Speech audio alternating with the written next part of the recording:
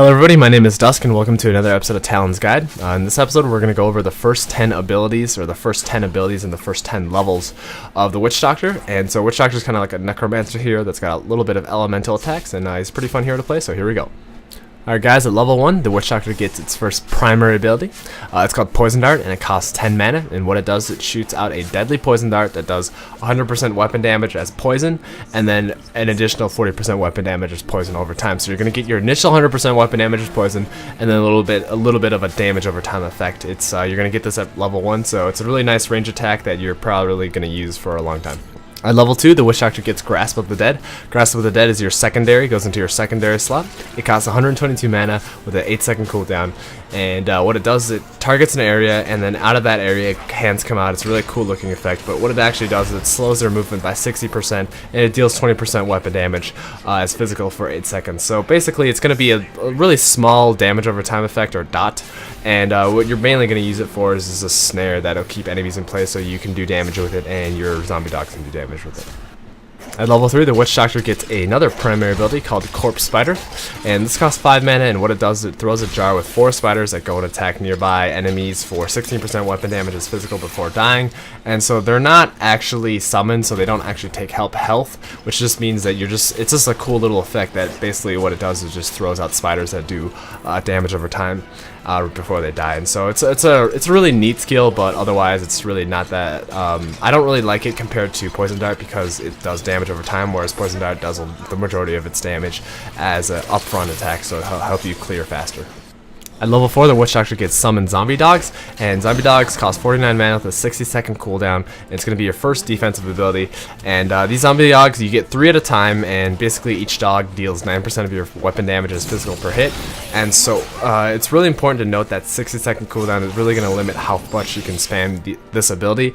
And so if you have 2 dogs, you can summon it again, and it'll give you 3 dogs, but you have to keep in mind that if you're going to go into a room where all your dogs are going to die, you really have to have that cooldown up so you can resummon your dogs.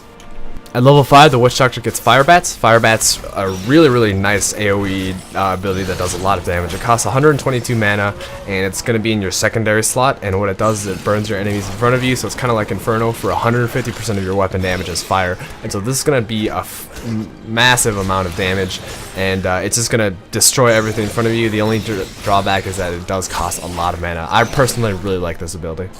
Alright guys, at level 6 you get the first runic version of Poison Dart, and it's basically called Splinters.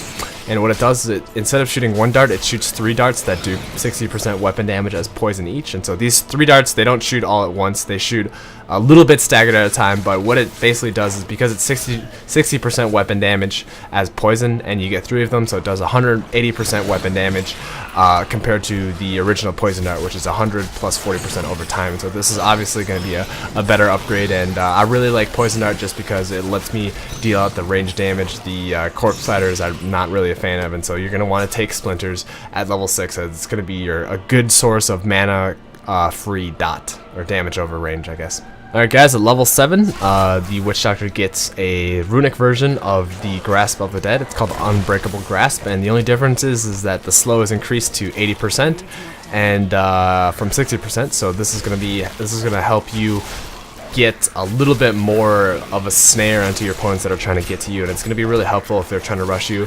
But overall, I still kind of like Fire Bats just because Fire Bats, they both take up the secondary slot, and Fire Bats this is a lot more damage. It's more fun to me killing them faster than watching them crawl to me slower, in my opinion. Alright guys, at level 8 you get your second defense ability called Horrify, and it costs 37 mana with a 20-second cooldown, and all enemies within a 12-yard radius gets feared, which causes them to basically run for 4 seconds. I don't really like this compared to Zombie Dogs, as you're really just going to use this in situations where you're probably going to get surrounded and you don't want to take a lot of damage, and so it's not really an ability that's going to help you kill enemies faster, whereas Zombie Dogs, even though it's in the defensive slot, you're still summoning guys that can go out and do damage, and so I really like Zombie Dogs for Horrify, but overall it's going to be your preference. At level 9, you get 2 abilities. The first one is going to be Soul Harvest. This is going to be your first terror ability.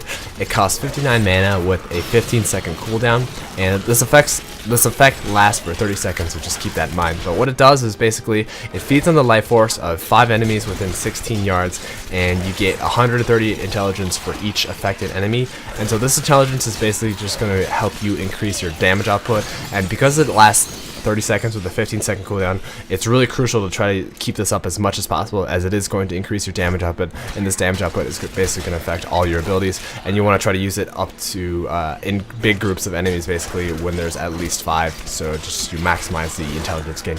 Also at level 9, you get the runic version of corpse spiders, and it's called leaping spiders, and what basically happens is you summon jumping spiders that leap up to 25 yards, so it's going to be a significant distance that they leap, and they're kind of like zerglings if you guys ever played StarCraft, but basically they reach their target and they attack for 19% of weapon damage as physical, so they do slightly more damage, and they actually have a leap ability. So if you like the corpse spiders ability, I highly recommend leaping spiders, as basically every single runic version is going to be better than the vanilla.